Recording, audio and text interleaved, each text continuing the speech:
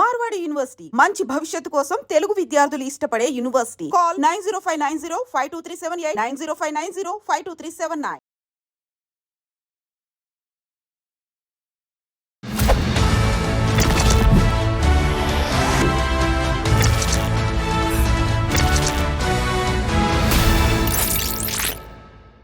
అందరికీ నమస్కారం. నేను Swaroopa Potlapalli. Welcome to trending topic. Doctor Sumanth Reddy brain dead అని డాక్టర్స్ తేల్చేశారు. సొంత భార్య ఫ్లోరా మరియానే తన ప్రియుడైన శామ్యుల్కు ₹1,00,000 సుపారీ ఇచ్చి మరి తన భర్త అయిన సుమంత్ రెడ్డిని చంపాలని చూసింది.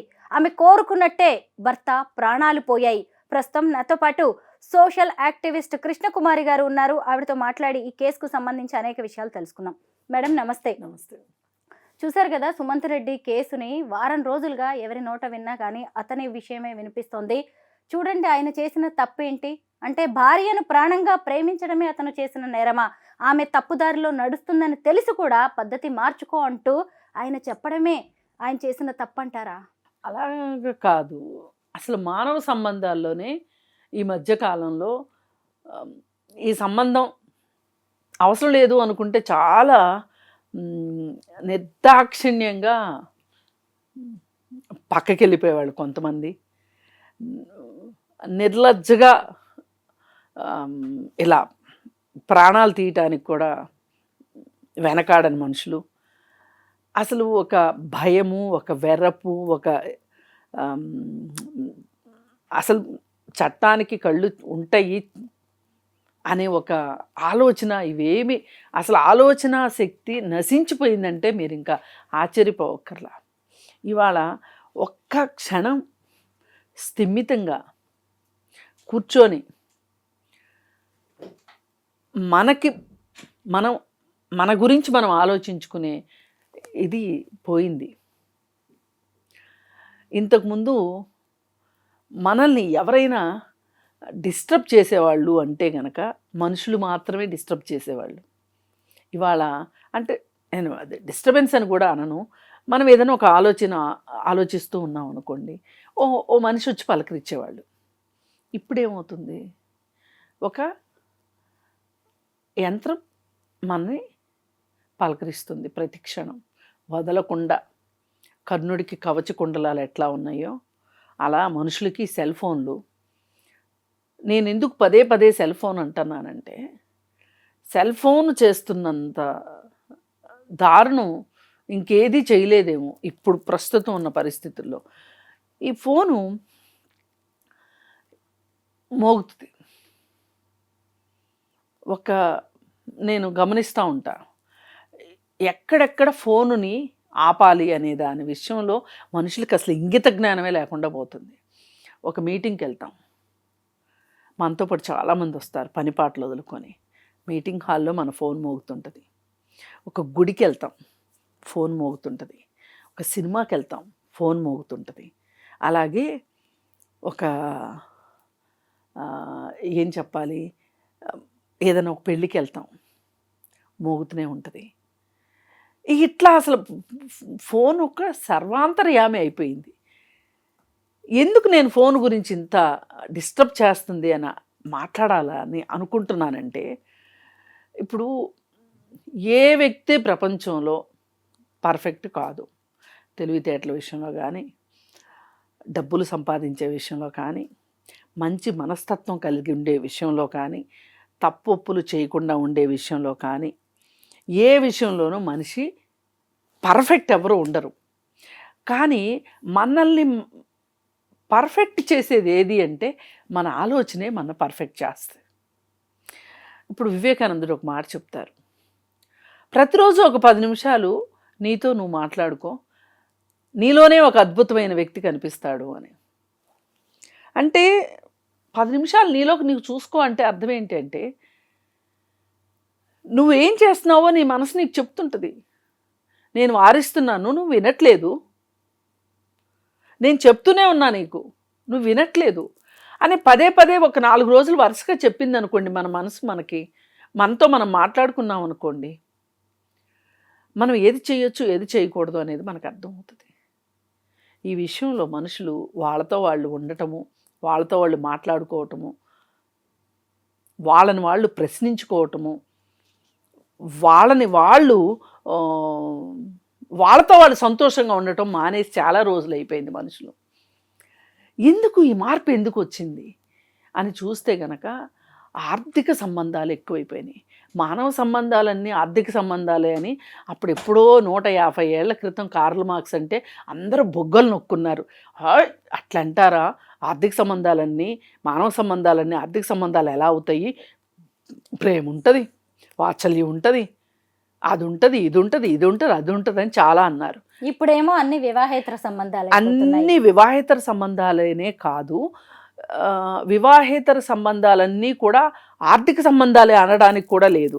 మనుషుల మధ్యలో ఆర్థిక సంబంధాలు ఎక్కువైపోయేసరికి ఆ మనుషుల మధ్యలో ఏమనాలి, ఒక ఉండాల్సిన ఒక ఆర్ద్రత ఉండట్లేదు.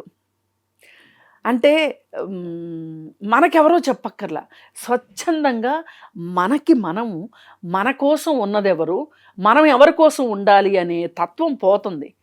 ప్రతిదీ ఆర్థికమై కూర్చుంది. ఇప్పుడు చూడండి, ఒక పెళ్ళి అంటే ఏం లెక్కలేస్తున్నారు?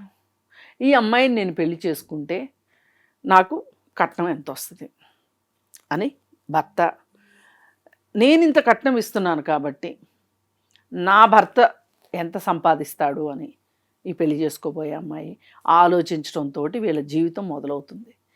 ఈ ప్రీ వెడ్డింగ్ షూట్స్ దగ్గర నుంచి, ఎంగేజ్మెంట్ పార్టీల దగ్గర నుంచి, ఆ పెళ్లి కోసం చేసే ఖర్చు దగ్గర నుంచి, ఆ పెళ్లిలో చేసుకునే హంగామా గురించి, ఇవన్నీ డబ్బుతో ముడిపడిపోయి ఉన్నాయి. కృష్ణకుమారి గారు, డాక్టర్ సుమంత్ రెడ్డి ఫ్లోరా మరియా గురించి కూడా మాట్లాడదాం. అంటే నేను ఎందుకు ఇక్కడ ఆర్థిక సంబంధాల గురించి నేను ఎందుకు నొక్కి ఒక్కానిస్తున్నానో మీకు ఇప్పుడు అర్థమవుతుంది. అంటే ఇంత ఆర్థిక సంబంధాల్లో ఇరుక్కుపోయిన వైవాహిక బంధాలు ఇవాళ బీటలు పారటానికి, హత్యల దాకా వెళ్ళడానికి కారణం ఏంటి అంటే, నా చిన్నప్పుడు నేను చాలా వివాహేతర సంబంధాలు గురించి విని ఉన్నా. అవి ఎలా ఉండేయంటే, నచ్చింది అనుకోండి భర్త అయినా, భర్తకి అంత భార్యని బుజ్జగించి, లేదు అనుకుంటే భార్యని ఇక్కడ వదిలేసి ఇంకొక స్త్రీతో వెళ్ళాల్సిన అవసరం ఉండేది కాదు. ఎందుకంటే భర్తకి భార్య ఉంటుంది, ఇంకొక వివాహేతర సంబంధం ఉన్నా ప్రశ్నించే రోజులు కాదవి. అందుకని భర్తలు బాగానే ఉండేవాళ్ళు. ఇటు ఈ సంబంధము అటు ఆ సంబంధము ఉండేది. భార్యలు కూడా అర్థం చేసుకోవడం కాదు, సర్దుకుపోయేవాళ్ళు. ఒప్పుకున్నట్లు నటించేవాళ్ళు, సర్దుకుపోయేవాళ్ళు. కానీ ఎక్కడైనా ఒక సందర్భంలో భార్యకి వివాహేతర సంబంధం ఏర్పడితే వెళ్ళిపోయేవాళ్ళు. ఎవరు నచ్చితే వాళ్ళతోటి ఈ కుటుంబాన్ని కాల్దనుకుని వెళ్ళిపోయిన వాళ్ళు ఉన్నారు, ఉండి చాలా తెలివిగా వ్యవహారాలు నడిపిన వాళ్ళు కూడా ఉన్నారు. మనం ఏదో అసలు అబ్బో ఆడవాళ్ళకి అసలు వివాహేతర సంబంధాలు వెరగరండి అని మాట్లాడాల్సినంత అవసరం లేదు. అయితే అంటే పూర్వపు రోజుల్లో ఇప్పుడు ఏమైపోయింది అంటే, ఆస్తులు వచ్చినాయి. ఇప్పుడు సుమంత్ రెడ్డి దగ్గరికి వస్తాం. ఈ సుమంత్ రెడ్డి అనే వ్యక్తి, ఆమె 2018లో శామ్యూల్ తోటి ఈమె కాస్త చనువుగా ఉంటుంది అని అతనికి తెలిసినప్పుడు, అతను ఎందుకు చెప్పి చూసి మళ్ళీ వేరే ప్రాంతానికి, వినకపోయినా కానీ వేరే ప్రాంతానికి వెళ్ళాడు అంటే, అసలు ఇన్ని సంవత్సరాలు ఎందుకు శ్యాములతోనూ భర్తతోనూ ఈవిడ ఉన్నది అంటే గనక, ఇతను డబ్బు సంపాదిస్తాడు. నేను అనుకునేంత వరకు అతనికి ఆస్తులు కూడా ఉండి ఉంటాయి. అందుకని ఆవిడ ఏంటి అంటే, ఎంతో కొంత కొంచెం పక్కన పెట్టుకుని ఉంటుంది. ఇతను ప్రశ్నిస్తుంటే భరించలేక సరే విడాకులు ఇచ్చేసేస్తాను అనింది. విడాకులు తీసుకుందాము అనే ప్రతిపాదన కూడా పెట్టింది. కానీ ఆ క్షణంలో సుమంత్ రెడ్డి ఎందుకు ఆగిపోయాడు అంటే, ఇంట్లో వాళ్ళది ముందు ఇది ప్రేమ వివాహం, ఇంట్లో వాళ్ళకి ఇష్టం లేదు, ఈ పెళ్ళి. ఇంట్లో వాళ్ళ ముందు ఓడిపోయినట్లు అవుతుంది. ఈ శ్యాములు వస్తాడు పోతాడు, ఏముంది భర్తను నేను కదా, నాతోనే ఉంటుంది కదా అనే ఉద్దేశంతో అతను, అంటే ఇతని ప్రేమని నిరూపించుకోవటం ద్వారా, సహించటం ద్వారా ఆమెని తనతోనే ఉంచుకోవాలి అని అనుకున్నాడు. అది మీరు ప్రేమ అనుకోండి, ఇంకోటి అనుకోండి, లేదు వివాహానికి అతను ఇచ్చిన విలువ అనుకోండి, ఏదన్నా అనుకోండి, పేరు ఏదన్నా పెట్టుకోండి. అతనైతే మట్టుకు ఆమెతో ఉండాలని అనుకున్నాడు. అది ఆమెకి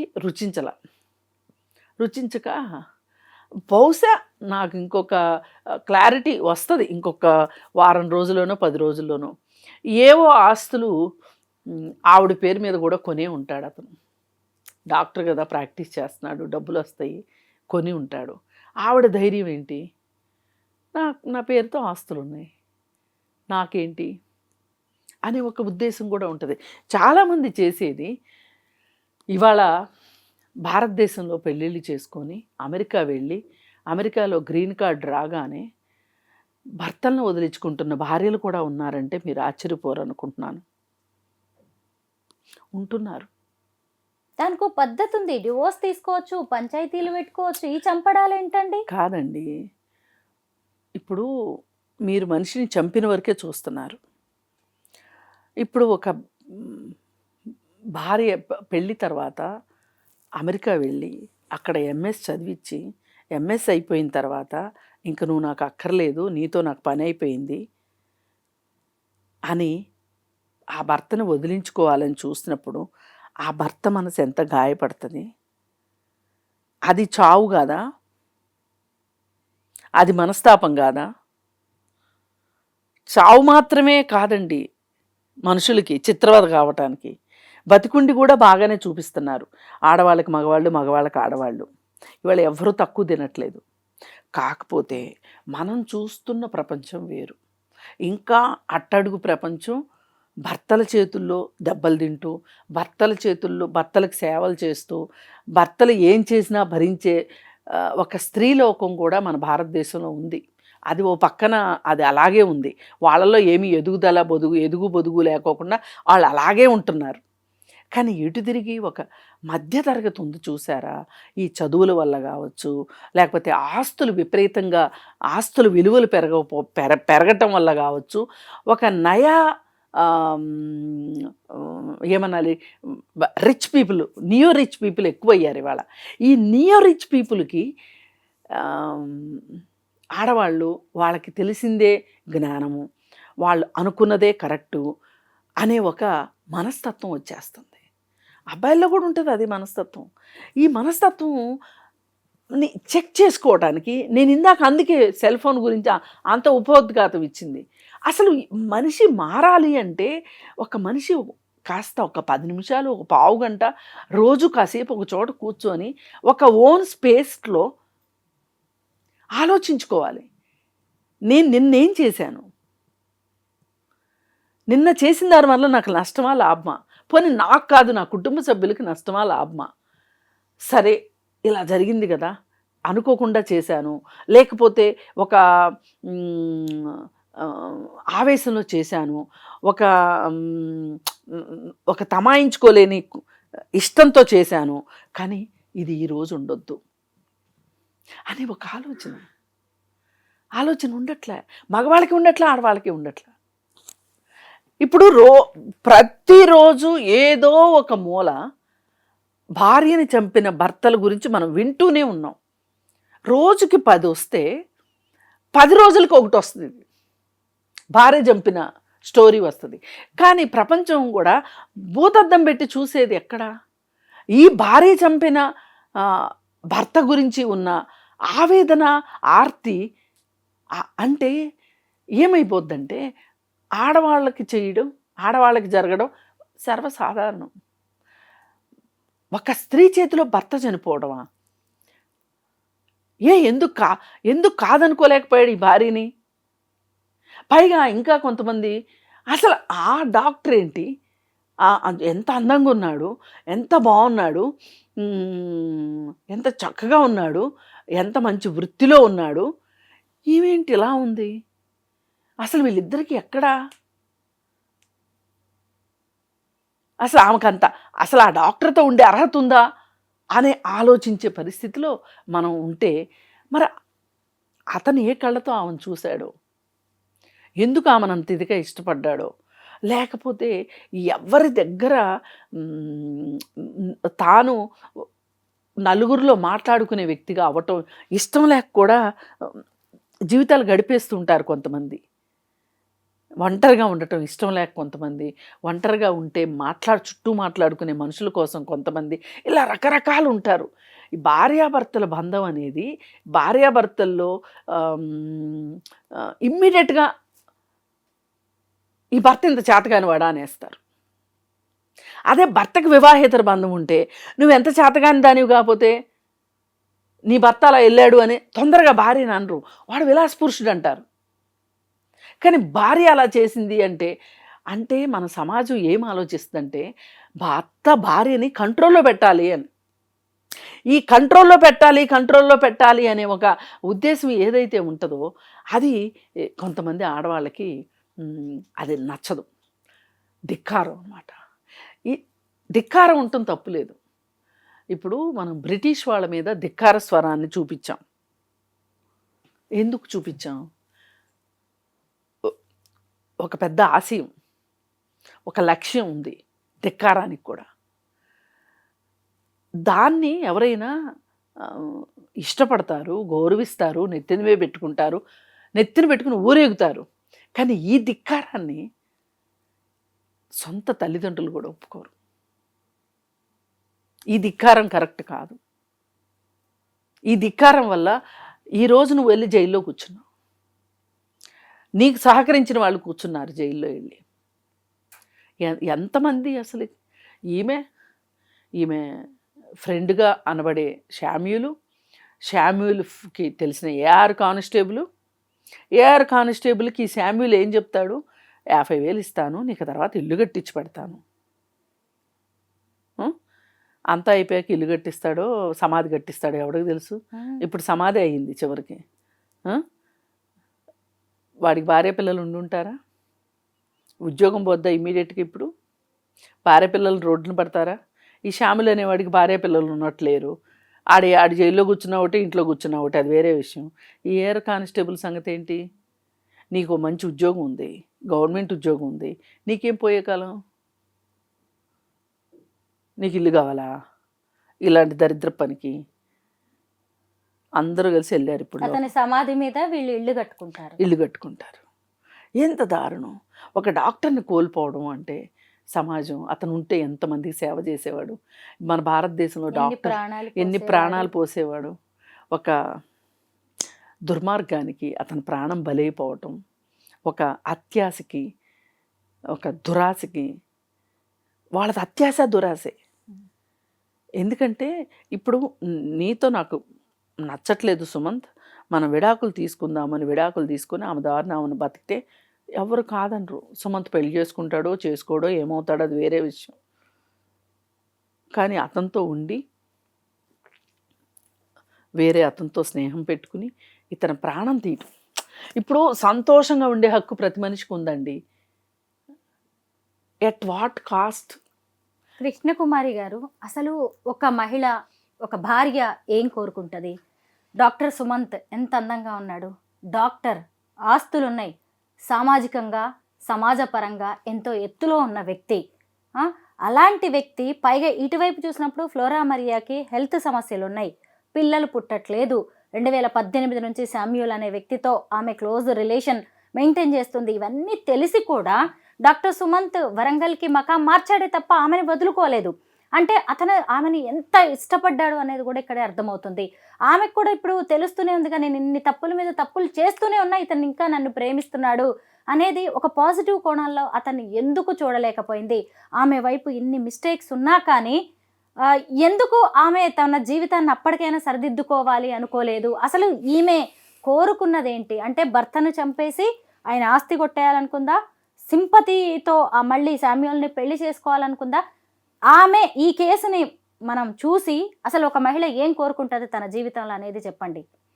ఏం కోరుకుంటుంది కాదు, ఏం నేర్చుకోవాలి అని అడగండి. నిజమే, ఈ ఇన్సిడెంట్ చూసి అసలు మిగతా మహిళలు కావచ్చు, మహిళలు సమాజం ఏం నేర్చుకోవాలి? నేర్చుకోవాలి? ఇది ఒక గుణపాఠం ఖచ్చితంగా. ఎందుకు గుణపాఠం అంటే, అసలు ఇప్పుడు నీకేం కావాలి జీవితంలో? ఇప్పుడు ఏం కావాలి అంటే, పోనీ కాసేపు ఆమె వైపే మనం మాట్లాడదాం, సుమంతను కాసేపు పక్కన పెడదాం, శామ్యూల్ అనేవాడిని పక్కన పెడదాం, అసలు వాడి గురించి మనకేమీ తెలియదు. ఏం కోరుకుని ఉంటుంది భర్త దగ్గర నుంచి? సమాధానం లేదు. పోనీ అతను ఏమన్నా ఇబ్బందులు పెడుతున్నాడా నిన్ను? ఇబ్బందులు పెడితే ఇదే ఆ పరిష్కారం? పెట్టాడనే అనుకుందాం. పోనీ ఇవాళ ఏమైంది? కనీసం నువ్వు ముందు నోరెత్తుంటే, గొంతెత్తి నీ సమస్యను చెప్పుకుంటే గనక అసలు అతను చంపాల్సిన అవసరం ఏంటి నీకు? పక్కకు వచ్చేస్తే, అబ్బా మేడిపండు చూడ మేలిమేయుండ, పొట్ట విప్పి చూడ పురుగులుండ అన్నట్టున్నాడు ఆ డాక్టర్. చూడడానికి ఇంత బాగున్నాడు, ఇంత మంచి చదువుకున్నాడు, వీడికేం పోయే కాలం భార్యని ఇలా ఇబ్బంది పెడుతున్నాడంట అనేదన్నా ఉండేది నీ మొహానికి. ఇవాళ అసలు నీ మొహానికి ఏం చెప్తావు సమాధానం? ఇలా చేసిన వాళ్ళు ఎవ్వరూ కూడానండి భార్య ఉండగా ఇంకొక స్త్రీతో సంబంధం పెట్టుకుని భార్యల్ని చంపేసిన భర్తలు కూడా సుఖపడ్డారేమో, కానీ ఇలా చేసిన భార్యలు ఎక్కడా సుఖపడినట్లు లేరు. ఎందుకంటే ఆ మధ్య మహబూబ్ నగర్లో స్వాతి రెడ్డి అనే ఒక అమ్మాయి తన భర్తను చంపేసి తన ఇంకొక అతనికి భర్త మొహంలాగా ప్లాస్టిక్ సర్జరీ చేయించింది. ఏం సాధించింది? జైల్లో ఉంది. ఎంత ఒంటరి జీవితం అంటే, జైలుకి వెళ్తే తెలుస్తుంది ఆ బాధ ఏంటో. అసలు ఆడవాళ్ళకి ఇది నేను కావాలి అని ప్రతిసారి సందర్భం వచ్చిన ప్రతిసారి చెప్తా, ఆడవాళ్ళ పట్ల సానుభూతి ఉండదండి జైలుకి వెళ్తే. కుటుంబ సభ్యులు రారు, ఏది ములాఖతులకు రారు. వాళ్ళ శిక్షాకాలం పూర్తయిన తర్వాత కుటుంబ సభ్యులు ఇంట్లోకి రానివ్వరు. ఎంత ట్యాబు ఉంటుందంటే సొసైటీలో, ఆ కుటుంబానికి ట్యాబు ఉంటుంది, ఆ వ్యక్తికి ట్యాబు ఉంటుంది. అదే మగవాడు నేరం చేస్తే భార్యలు చక్కగా క్యారియర్లు కట్టుకుని పోతారు జైళ్ళకి. ఏంటి అసలు అంటే, నేను నేరం చేసే విషయంలో సమాన హక్కులు కావాలని నేను అడగట్లా.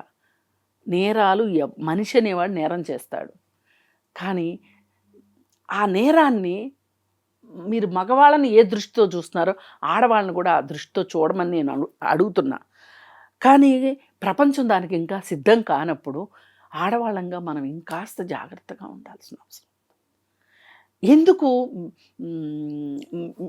ఇప్పుడు ఒక నేరం చేసి జైలుకి వెళ్ళారు అంటే ఇంకా వాళ్ళు సర్వం కోల్పోయినట్టే. సుమంత్ రెడ్డి అనే వ్యక్తి ఎంత క్లెవర్ అయ్యి ఉండుంటే, ఎంబీబీఎస్ చదివి ఉంటాడు, అదే అయితే ఎంత మందికి రోగాలు నయం చేసి ఉంటాడు. ఆ బ్రెయిన్ ఎంత షార్ప్ అయ్యి ఉంటది. ఆ బ్రెయిన్ ని ఈ రోజు శామ్యూల్ రాజ్ కుమార్ అనే వాళ్ళు కొట్టిన దెబ్బలకి చితికిపోయింది. ఆ బ్రెయిన్ చితికిపోయింది. చాలా చాలా బాధాకరం. నేను అందుకే ఏం చెప్తున్నా అంటే, పదే భర్త ఎంత వెధవనివ్వండి, నికృష్టుడు అవనివ్వండి, ఇబ్బందులు పెట్టేవాడు అవనివ్వండి, మీరు పక్కకు వచ్చేయండి. అంతేగాని మీ జీవితాలను ఎందుకు కోల్పోతారు? నేను అడిగేది అది. ఇప్పుడు ఈ అమ్మాయి ఉంది, ఏవో ఇబ్బందులు ఉన్నాయని అనుకుందాం ఈ భార్యకి, నువ్వు వచ్చే బయటికి చంపడం ఎంతవరకు కరెక్టు? మళ్ళీ గవర్నమెంట్ లెక్చరర్ గా పనిచేస్తోంది ఫ్లోరా మరియా.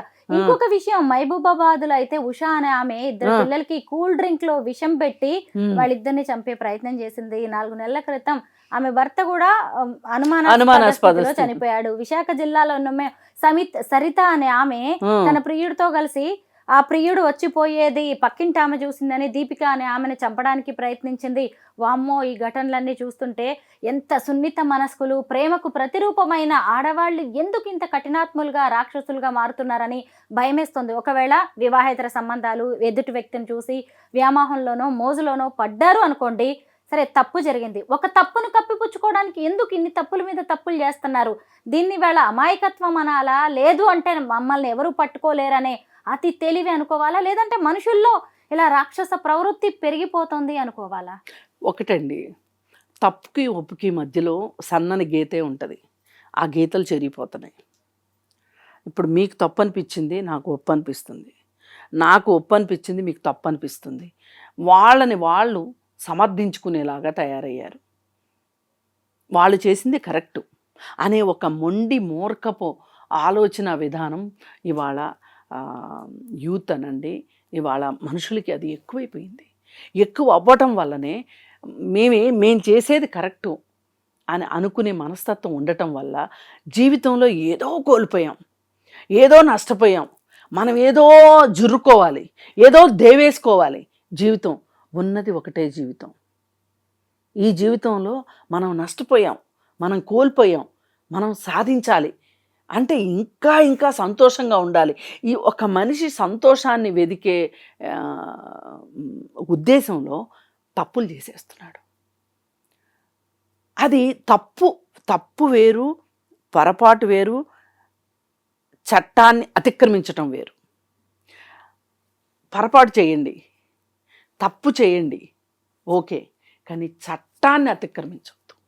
చట్టం దృష్టిలో దోషులు కావద్దు. నేను చెప్పేది అది. ఎందుకంటే చట్టానికి దొరకకుండా ఏమన్నా చేయొచ్చా అని కాదు నా ఉద్దేశం. ఒక ఆలోచన అంటూ మీకు వచ్చింది అంటే ఆ ఆలోచన పెరిగి పెద్దదవుతుంది మీ మనసులో. మంచిగా ఉందామా చెడ్డగా ఉందామా అనే డిబేటు జరుగుతుంది మీ మనసులో. ఎప్పుడు కూడానండి పూర్తి చెడ్డవాళ్ళు పూర్తి మంచివాళ్ళు ఉండరండి. మంచి చెడు రెండు మన మనసుల్లోనే ఉంటాయి. మంచి డామినేట్ చేస్తూ చెడుని కిందకు నొక్కినంతసేపు మనం మంచివాళ్ళగా ప్రొజెక్ట్ అవుతాం. అలాగే చట్టాన్ని గౌరవించే వాళ్ళలా కనిపిస్తాం, చట్టానికి బద్దులమై ఉంటాం. మనని వేరే వాళ్ళ దృష్టిలో మనం ఉంటాము. సీసీటీవీ సర్వైలెన్స్ అంటారు. అలా సర్వైలెన్స్లో ఉన్నాం మనము అని అనుకుంటాం. అదే మంచి కిందకి వెళ్ళిపోయి చెడు పైకి వచ్చింది అనుకోండి, చేసేది ఏంటో అర్థం కాదు, తప్పో ఒప్పో ఆలోచన ఉండదు, మనం ఒకరి కోసం ఉండాలి అనేది ఉండదు. మన కోసమే అందరూ ఉండాలి అని అనుకుంటారు. ఈ మన కోసమే అందరూ ఉండాలి, మన చుట్టూ అందరినీ తిప్పుకోవాలి అనుకున్నప్పుడు చట్టాన్ని గౌరవించరు. అపరిమితమైన కోరికలు, అపరిమితమైన ఆశలు. అసలు సంతోషం అంటే నా దగ్గరే ఉంది, కోరికలంటే నావే, ఆ కోరికలు సమంజసమైనవి అనే ఒక తనకి తాను మంచి మార్కులు వేసుకుంటూ నార్సిస్టిక్ మెంటాలిటీ సమాజంలో పెరిగిపోయింది. ఈ నార్సిస్టిక్ మెంటాలిటీ పెరిగిన కొద్దీ ఇది ఆగదు, పెరుగుతూనే ఉంటుంది, పెరుగుతూనే ఉంటాయి. ఇంకా ఇంకా ఇంకా ఇంకా మానవ విలువలు క్షీణిస్తాయి. ఎందుకంటే ఆలోచించడం మానేశాడు కదా మనిషి. ఆలోచిస్తే కదా నువ్వు మంచి చేస్తున్నావు చెడు చేస్తున్నావు తెలిసేది. నీకు ఆలోచన ఉండాలి, నేను చెడుని కిందకి తొక్కాలి, మంచిని పైకి తీసుకురావాలి అని. కానీ మంచితనానికి రోజులు కాదు అని ప్రతి వాళ్ళు చెప్తుంటారు. ఇది కూడా నాకు చాలా విచిత్రంగా అనిపిస్తుంటుంది. ఎందుకు మంచితనానికి రోజులు లేవు అనుకుంటారు? ఇవాళ టాటాని ఎందుకండి గుర్తుపెట్టుకున్నారు? ఎందుకు గుర్తుపెట్టుకున్నారు చెప్పండి? టాటాతో పాటు టాటా కంటే డబ్బులు ఉన్నోళ్ళు చాలామంది చచ్చిపోయారు ఈ దేశంలో. ఎందుకు టాటాని గుర్తుపెట్టుకున్నారు అంటే మంచితనానికి రోజులు ఉన్నాయనే కదా. మరి ఎందుకు మంచితనాన్ని మనుషులు ఇష్టపడట్లేదు? మంచితనాన్ని అలవర్చుకోవాలని ఎందుకు అనుకోవట్లేదు? మంచితనాన్ని అలవర్చుకోవాలని, చట్టాన్ని గౌరవించాలని, చట్టం దృష్టిలో నువ్వు దోషిగా గుర్తించబడకూడదు అని అనుకుంటే గనక నువ్వు మంచి మనిషిగా ఉంటావు. విభేదాలు వస్తాయి మనుషులతో. ఇప్పుడు ఇద్దరు మనుషులు కలిసి ఉన్నప్పుడు విభేదాలు రావడం పెద్ద వింతేం కాదు. ఆ విభేదాలు వచ్చినప్పుడు పరిష్కారం చేసుకోవడం ఒక పద్ధతి, పరిష్కారం కావు అనుకుంటే విడాకులు తీసుకోవటము, విడిపోవటము అనేది ఒక పద్ధతి. మరి ఆమె అడిగినప్పుడు గనక సుమంత్ రెడ్డి విడాకులు ఇచ్చేసి ఉన్నట్లయితే గనక కనీసం బతికుండేవాడు. సామెత చెప్తారు చూడండి, బతికుంటే బల్సాకు తినొచ్చని, అలా ఉండేవాడు. ఇవాళ నాకు అనిపిస్తుంది ఆమె అడిగింది అన్నప్పుడు అతను ఇచ్చేసి ఉండాల్సింది, కనీసం అతను బతికుండేవాడు. జనరల్గా చాలాసార్లు అడిగేది ఏంటంటే మగవాళ్ళు అడుగుతారు విడాకులు, ఆడవాళ్ళు అడిగేది తక్కువ. ఎందుకంటే ఇతనిది పిచ్చి ప్రేమ అండి. ఏమో చెప్పలేము. ఒక డాక్టర్ని అయితే మనం కోల్పోయాము. కోల్పోయాం. ఆ, ఆ, పై- సమాజం మీద కూడా ఇది ఒక మరక. మరక ఆడ జాతికి కూడా అవమానం, అవమానం. సిగ్గు, చేటు. అందుకే ఇవాళ ఆడవాళ్ళని మీరు గౌరవించండి అనే దానికంటే కూడా వాళ్ళకు ఒక హక్కు ఉంది, వాళ్ళకి కూడా హక్కులు ఉన్నాయి, వాళ్ళకి కూడా మనసు ఉంది, వాళ్ళ మనసు కూడా ఆలోచిస్తుంది అనే ఒక భావం ఉందనుకోండి. సరే, సుమంత్ రెడ్డి కూడా ఏం ఆలోచించుండేవాడు? ఆ విడాకులు ఏదో ఇచ్చేస్తే పోలా అనుకుని ఉండేవాడు. అసలు ఒక భార్య అయ్యుండి నన్ను విడాకులు అడుగుతుందా? అసలు నేను లేకుండా ఎలా బతుకుతుంది? ఈ మనస్తత్వం చాలామంది మగాళ్ళకు ఉంటుంది. అదే అనవసరంగా వీళ్ళు బరువులు మోస్తూ ఉంటారు. నువ్వు మగాడివిరా బుజ్జి అంటే చాలు 100 కేజీలు మోసేదేదో 1000 కేజీలు మోద్దాం అనుకుంటారు. అవసరమా? లేదు. అందుకే నేను అంటున్నా, ఆడవాళ్ళు మారాలి, కొన్ని సందర్భాల్లో మగవాళ్ళు మారాలి. సందర్భాన్ని బట్టి మన జీవితం ఎట్లుండాలి అనేది మనం ఆలోచించుకోగలగాలి. పనిలో పడిపోయో లేకపోతే వృత్తికి విలువిస్తున్నామనే ఉద్దేశంతోనూ మనతో మనం మాట్లాడుకోవటం మానేస్తే, మన పక్కన ఉన్న వాళ్ళతో మాట్లాడడం మానేస్తే చాలా అనర్థాలు జరుగుతాయి. భార్యాభర్తల బంధం, మానవ సంబంధాల గురించి చాలా చక్కగా వివరించారు. Thank you so much Krishnakumari గారు.